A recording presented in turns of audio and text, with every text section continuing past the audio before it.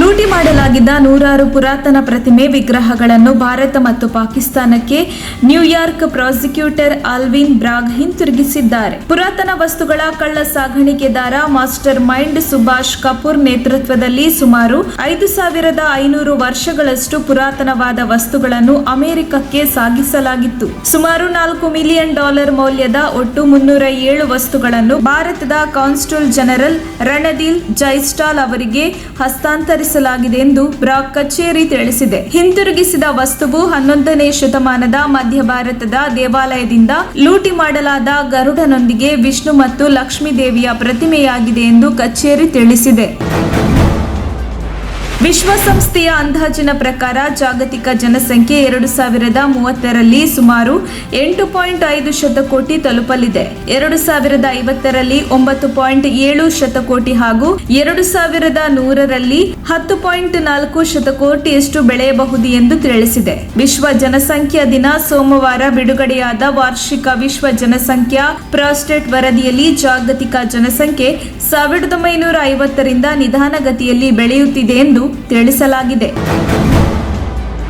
ಎಸ್ಸಿ/ಎಸ್ಟಿ ಮೀಸಲಾತಿ ಹೆಚ್ಚಳ ಬಳಿಕ ಮತ ಕ್ರೋಢೀಕರಣಕ್ಕಾಗಿ ಕರ್ನಾಟಕ ಬಿಜೆಪಿ ಸರ್ಕಾರವು ಮತ್ತೊಂದು ಅಸ್ತ್ರ ಪ್ರಯೋಗಿಸಲು ಮುಂದಾಗಿದೆ. ಈಗಾಗಲೇ ಎಸ್ಸಿ ಒಳ ಮೀಸಲಾತಿ ವಿಚಾರವಾಗಿ ನ್ಯಾಯಮೂರ್ತಿ ಸದಾಶಿವ ಆಯೋಗವು ವರದಿ ಸಲ್ಲಿಸಿದ್ದು, ಆಯೋಗದ ವರದಿ ಜಾರಿಗೊಳಿಸಬೇಕೆಂಬ ಬೇಡಿಕೆ ಕೇಳಿಬಂದಿದೆ. ವರದಿಯ ಪ್ರಕಾರ ಎಸ್ಸಿ ಬಲಗೈ ಸಮುದಾಯಗಳಿಗೆ 5%, ಎಸ್ಸಿ ಎಡಗೈ ಸಮುದಾಯಗಳಿಗೆ 6% ಮೀಸಲಾತಿ ನಿಗದಿಪಡಿಸಲಾಗಿದೆ. ಬೋವಿ ಮತ್ತು ಬಂಜಾರ ಸಮುದಾಯಗಳಿಗೆ 1% ಹಾಗೂ ಇತರರಿಗೆ 3% ಒಳ ಮೀಸಲಾತಿ ಜಾರಿಗೊಳಿಸಬೇಕು ಎಂದು ವರದಿಯು ಶಿಫಾರಸು ಮಾಡಿದೆ. ಹೆಚ್ಚುವರಿ ಮೀಸಲಾತಿಗೆ ಅನುಗುಣವಾಗಿ ಒಳ ಮೀಸಲಾತಿ ಪರಿಷ್ಕರಣೆ ಮಾಡಲು ಸರ್ಕಾರವು ಚಿಂತನೆ ನಡೆಸಿದೆ ಎಂಬ ಮಾತುಗಳು ಕೇಳಿಬಂದಿದೆ.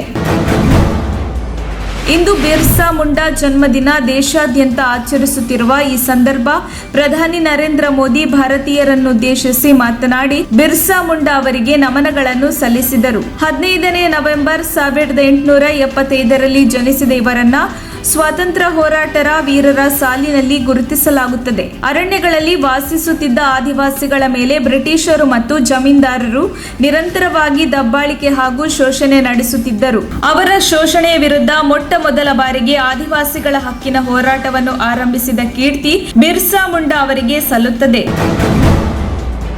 ಕನ್ನಡ ಸಿನಿಮಾ ರಂಗದಲ್ಲಿ ಮಠದ ಹೆಸರಿನಲ್ಲಿ ಮತ್ತೊಂದು ಸಿನಿಮಾ ಮೂಡಿಬಂದಿದೆ. ರವೀಂದ್ರ ವಂಶಿ ನಿರ್ದೇಶನದಲ್ಲಿ ತಯಾರಾಗಿರುವ ಈ ಸಿನಿಮಾದಲ್ಲಿ ಮೊದಲ ಮಠ ಸಿನಿಮಾ ಮಾಡಿದ್ದ ಗುರುಪ್ರಸಾದ್, ತಬಲಾ ನಾಣಿ, ಮಂಡ್ಯ ರಮೇಶ್ ಸೇರಿದಂತೆ ಹಲವರು ನಟಿಸಿದ್ದಾರೆ. ಸಿನಿಮಾ ಬಗ್ಗೆ ಈಗ ಹಲವು ವಿವಾದಗಳು ಭುಗಿಲೆದ್ದಿದೆ. ಇತ್ತೀಚೆಗೆ ಮಠದ ಸ್ವಾಮೀಜಿಗಳಿಗೆ ಅವಮಾನಿಸಲಾಗಿದೆ ಎಂದು ಹೇಳಿದ್ದ ಕಾಳಿ ಮಠದ ರಿಷಿಕುಮಾರ್ ಸ್ವಾಮಿ ಇದೀಗ ಹಿಂದೂ ಮಠದ ಬಗ್ಗೆ ಸಿನಿಮಾದಲ್ಲಿ ಕೀಳಾಗಿ ತೋರಿಸಿದ್ದಾರೆ ಎಂದು ಕಿಡಿಕಾರಿದ್ದಾರೆ. ಕರ್ನಾಟಕ ಚಲನಚಿತ್ರ ವಾಣಿಜ್ಯ ಮಂಡಳಿಗೆ ಚಿತ್ರತಂಡ ವಿರುದ್ಧ ದೂರು ನೀಡಿರುವ ರಿಷಿಕುಮಾರ ಸ್ವಾಮೀಜಿ ಮಠ ಟ್ರೇಲರ್ ಸಂಭಾಷಣೆಗೂ ಆಕ್ಷೇಪ ವ್ಯಕ್ತಪಡಿಸಿದ್ದಾರೆ. ಈ ಬಗ್ಗೆ ಚಿತ್ರ ತಂಡದೊಂದಿಗೆ ಮುಖಾಮುಖಿಯಾಗಿ ಚರ್ಚಿಸಿದ್ದಾರೆ. ಗುವಾಹಟಿ, ಮಿಜೋರಾಂನಲ್ಲಿ ಭಾರೀ ಅನಾಹುತವೊಂದು ಸಂಭವಿಸಿದೆ. ಕಲ್ಲಿನ ಕ್ವಾರಿಯಲ್ಲಿ ಗುಡ್ಡ ಕುಸಿತದಿಂದ 8 ಮಂದಿ ಕಾರ್ಮಿಕರು ಸಾವನ್ನಪ್ಪಿದ್ದು 4 ಮಂದಿ ಕಲ್ಲು ಮಣ್ಣಿನಾಡಿ ನಾಪತ್ತೆಯಾಗಿದ್ದಾರೆ. ಕ್ವಾರಿಯಲ್ಲಿ ಗುಡ್ಡ ಕುಸಿಯುವ ದೃಶ್ಯ ಕಾರ್ಮಿಕರ ಮೊಬೈಲ್ನಲ್ಲಿ ಸೆರೆಯಾಗಿದ್ದು, ದೃಶ್ಯಗಳು ನೋಡುಗರ ಎದೆ ಜಲ್ ಎನಿಸುವಂತಿದೆ. ಗುಡ್ಡ ಕುಸಿಯುತ್ತಿದ್ದಂತೆ ಇದನ್ನು ನೋಡಿ ಕೆಲವರು ಎದ್ನೋ ಬಿದ್ನೋ ಎಂಬಂತೆ ಪ್ರಾಣ ಉಳಿಸಿಕೊಳ್ಳಲು ಓಡಿದ್ದಾರೆ. ಇನ್ನು ಕೆಲವರು ಕಲ್ಲು ಮಣ್ಣಿನಡಿ ಸಿಲುಕಿ ಸಾವನ್ನಪ್ಪಿದ್ದಾರೆ. ಕಾರ್ಮಿಕರ ರಕ್ಷಣೆಗಾಗಿ ಶೋಧ ಕಾರ್ಯ ಮುಂದುವರೆದಿದೆ. ನವೆಂಬರ್ 9ರಂದು ಚಿಕ್ಕಬಳ್ಳಾಪುರ ಜಿಲ್ಲೆಯಲ್ಲಿ ಪೊಲೀಸ್ ಅಧಿಕಾರಿಯೊಬ್ಬರ ಮನೆ ಲೂಟಿ ಮಾಡಿ ಆತನ ಮಗನಿಗೆ ಗುಂಡು ಹಾರಿಸಿದ್ದ ಉತ್ತರ ಪ್ರದೇಶ ಮತ್ತು ಆಂಧ್ರ ಪ್ರದೇಶದ 3 ಅಂತಾರಾಜ್ಯ ದರೋಡೆಕೋರರನ್ನ ಮಂಗಳವಾರ ಬಂಧಿಸಿದ್ದಾರೆ. ಬಂಧಿತರನ್ನ ಉತ್ತರ ಪ್ರದೇಶದ ಬಿಜ್ನೋರ್ ಜಿಲ್ಲೆಯ ಬಹಿರಾಮ್ ನಗರದ ಆರಿಫ್, ರಾಂಪುರ ಜಿಲ್ಲೆಯ ಜಮ್ಶೆಡ್ ಖಾನ್ ಮತ್ತು ಆಂಧ್ರ ಪ್ರದೇಶದ ಕದಿರಿ ಪಟ್ಟಣದ ಪಠಾನ್ ಮೊಹಮ್ಮದ್ ಹ್ಯಾರಿಸ್ ಖಾನ್ ಎಂದು ಗುರುತಿಸಲಾಗಿದೆ. ಆರೋಪಿಗಳಿಂದ 3 ಬಂದೂಕುಗಳು, 46 ಗುಂಡುಗಳು, 3.41 ಲಕ್ಷ ನಗದು, ಚಿನ್ನದ ಸರ, 21 ಬೆಳ್ಳಿ ವಸ್ತುಗಳು ಮತ್ತು ಅಪರಾಧಕ್ಕೆ ಬಳಸಿದ್ದ ಕಾರನ್ನು ಪೊಲೀಸರು ವಶಪಡಿಸಿಕೊಂಡಿದ್ದಾರೆ. ಸರ್ಕಾರಿ ಶಾಲೆಗಳ ಗೋಡೆಗಳಿಗೆ ಕೇಸರಿ ಬಣ್ಣ ಬಳಿಯುವ ಕುರಿತು ಪರವಿರೋಧ ವಾದಗಳು ತೀವ್ರಗೊಂಡ ನಡುವೆಯೇ ಕಾಂಗ್ರೆಸ್ ಪಕ್ಷವು ಹೊಸ ಟ್ವಿಟ್ಟರ್ ಅಭಿಯಾನ ಕೈಗೊಂಡಿದೆ.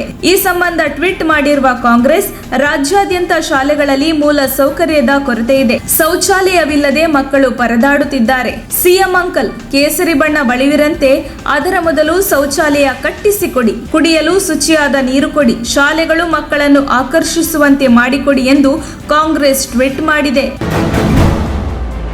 ಸೋಷಿಯಲ್ ಮೀಡಿಯಾದಲ್ಲಿ ಆಗಾಗ ವಿಚಿತ್ರವಾದ ಸುದ್ದಿಗಳು ವರದಿಯಾಗುತ್ತಲೇ ಇರುತ್ತದೆ.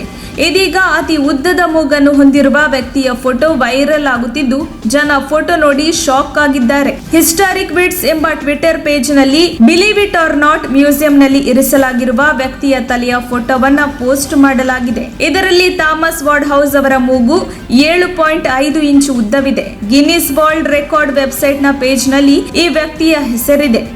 ಅಲ್ಲದೆ ಈತನೊಬ್ಬ ಟ್ರಾವೆಲಿಂಗ್ ಫ್ರೀಕ್ ಸರ್ಕಲ್ನ ಸದಸ್ಯ ಎಂದು ತಿಳಿಸಲಾಗಿದೆ.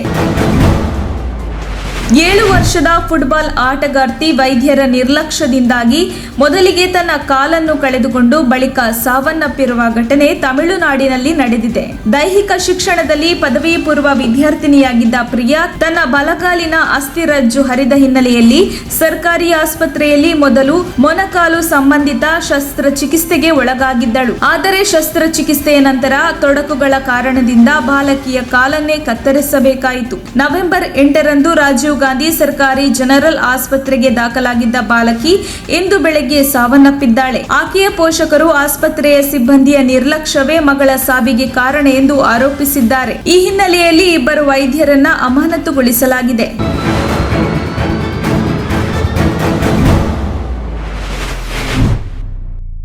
ಮದರ್ ಡ್ರೀಮ್ಸ್ ರೂರಲ್ ಮತ್ತು urban education development society, Shri Mailara Lingeshwara nursing college Chitradurga, Shri Anjaneya Swami ಪ್ರೌಢಶಾಲೆ ಕಡ್ಲೆಗುದ್ದು ಇವರ ಸಂಯುಕ್ತಾಶ್ರಯದಲ್ಲಿ ರಾಜ್ಯ ಮಟ್ಟದ ಗ್ರಾಮೀಣ ಮಕ್ಕಳ ಕನ್ನಡ ಸಾಹಿತ್ಯ ಹಾಗೂ ಸಾಂಸ್ಕೃತಿಕ ಸಮ್ಮೇಳನ 2022-23 ಇದೇ ಬರುವ ನವೆಂಬರ್ 19ರಂದು ಶನಿವಾರ ಬೆಳಿಗ್ಗೆ 10 ಗಂಟೆಗೆ.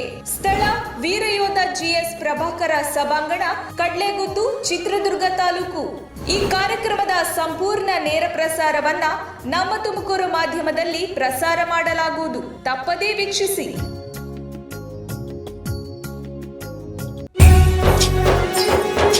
ನಿಮ್ಮ ಮೆಚ್ಚಿನ ನಮ್ಮ ತುಮಕೂರು ಮಾಧ್ಯಮ 1 ವರ್ಷ ಪೂರೈಸಿದ ಈ ಸಂದರ್ಭದಲ್ಲಿ ನಮ್ಮ ತುಮಕೂರು ಮಾಧ್ಯಮ ನಿಮಗೆ ಧನ್ಯವಾದಗಳನ್ನ ತಿಳಿಸುತ್ತದೆ ಮತ್ತು ನಿಮ್ಮ ಪ್ರೀತಿಗೆ ಸದಾ ಚಿರಋಣಿಯಾಗಿರುತ್ತದೆ. ನೀವು ನಮ್ಮ ಮೇಲೆ ಇಟ್ಟ ನಂಬಿಕೆಯನ್ನು ಉಳಿಸುವ ಪ್ರಾಮಾಣಿಕ ಪ್ರಯತ್ನವನ್ನ ನಮ್ಮ ತಂಡ ಖಂಡಿತವಾಗಿಯೂ ಮಾಡುತ್ತದೆ. ಗೆಲುವಿನ ಹಾದಿಯಲ್ಲಿ ಸದಾ ನಮ್ಮ ಜೊತೆಯಾಗಿರಿ. ನಮ್ಮ ಚಾನೆಲ್ ಅನ್ನು ಸಬ್ಸ್ಕ್ರೈಬ್ ಮಾಡಿ. ಸುದ್ದಿ ಅನ್ನೋದು ಬರೀ ಕಥೆಯಾಗದೆ ನೊಂದ ಜೀವ ಗಾಳಿಗೆ ಬೆಳಕಾಗಿದೆ, ಗೆಲುವಿನ ಹಾದಿಯಲ್ಲಿ ನಗು ಮೂಡಿದೆ.